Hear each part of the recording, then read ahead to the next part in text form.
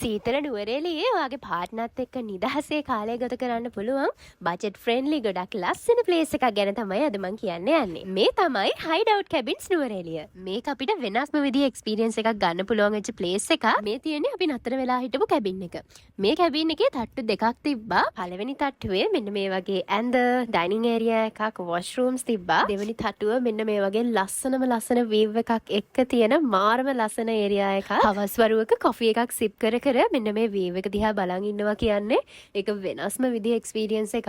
මෙතනට pizza hut එකේ තව රෙස්ටෝරන්ට්ස් වරිනුයි ෆුඩ් ඩිලිවර් කරන ෆැසිලිටි එක තිබ්බා. එයාලගේ තිබ්බ බෙඩ් ඇන්ඩ් බ්‍රෙක්ෆාස්ට් පැකේජ් එකක් නිසා අපි ඩිනර් එක එළියෙන් ඕඩර් කළේ. මෙයාලගේ නයිට් ටයිම් වීව් එක නම් මාරම ලස්සනයි. අපි අපේ ඩිනර් එක එන්ජොයි කරේ මේ ලස්සන වීව් එකත් එක්ක. ඉතින් ඊළඟ දවසේ යාලා අපිට යාලගේ ඉංග්‍රීසි බ්‍රෙක්ෆාස්ට් එකක් අරේන්ජ් කරලා දුන්නේ. ඒ අතරේ මට තව යාළුවෙකුත් හම්බුණා. ඔයාලට ඔයාගේ පාර්ට්නර් එක්ක, ෆැමිලි එකේ අයත් එක්ක, යාළුවොත් එක්ක නිදහසේ ටයිම් එක ස්පෙන්ඩ් කරන්න ඕන නම් මේක ගොඩක් හොඳ ප්ලේස් එකක් කියලා මම හිතනවා. ඉතින් තවත් මේ වගේ වීඩියෝස් බලන්න මාවත් ෆලෝ කරලා තියාගන්න. බයි.